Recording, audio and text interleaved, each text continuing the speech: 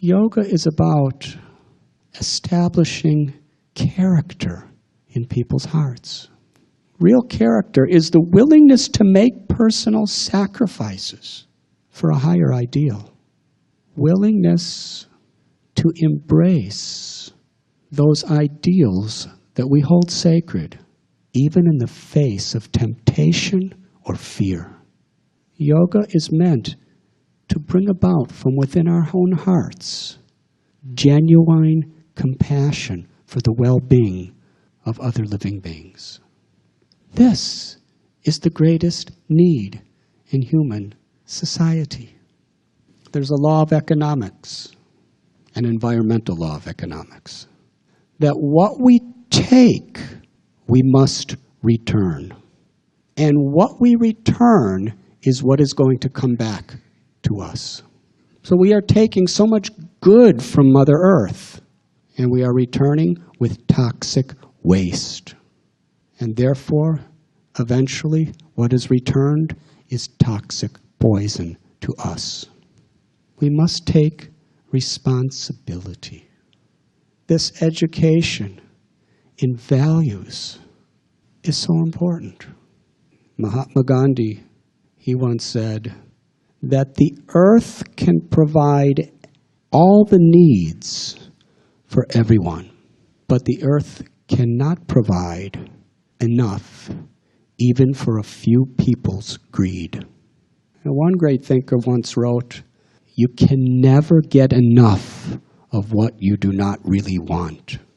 What is it that we really want? This is the basic principle of yoga.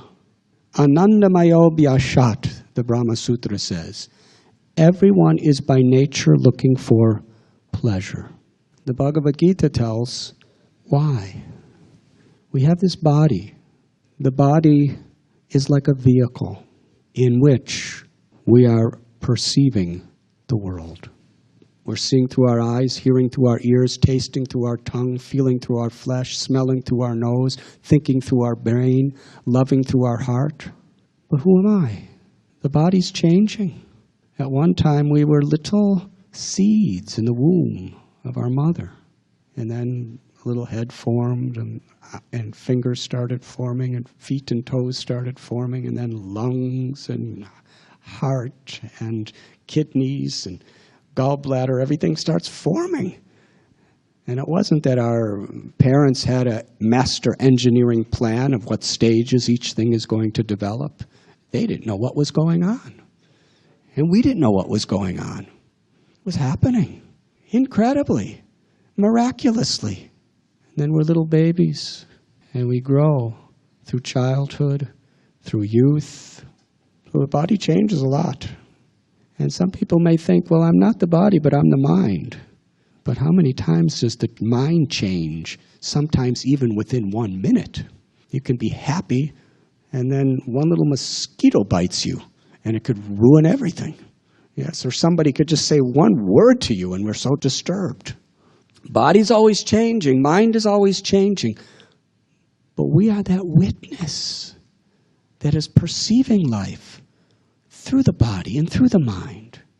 What is it that gives satisfaction to the real me? There's a simple analogy of a lady who had a bird and spent tremendous amount of energy decorating the cage. And when a neighbor came by, she said, "Look at this beautiful bird cage." And it was the most beautiful bird cage that the neighbor had ever seen. But she was horrified because the bird inside was dead due to starvation. The purpose of the cage is for the bird. Now, this may sound like a very simplistic story, but it's the story of life throughout this world, throughout history. We are putting so much energy into the conditions of the body and mind, which is necessary and important. But yoga means to harmonize the body, the mind, and the living force, the soul, which is seeking pleasure. And what is that pleasure of the soul? We can understand that in our common life. The only pleasure that really touches the heart is the pleasure of loving and being loved. It's our most fundamental need.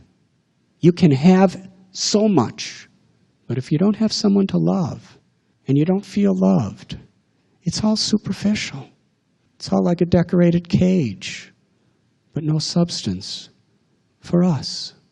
The Gita explains why this is common to every living being. Because the Atma, or the life force, is Satchidananda.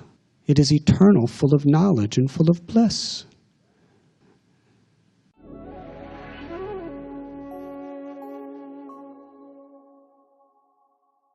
You were listening to Radhanath Swami on thesacredconnect.com.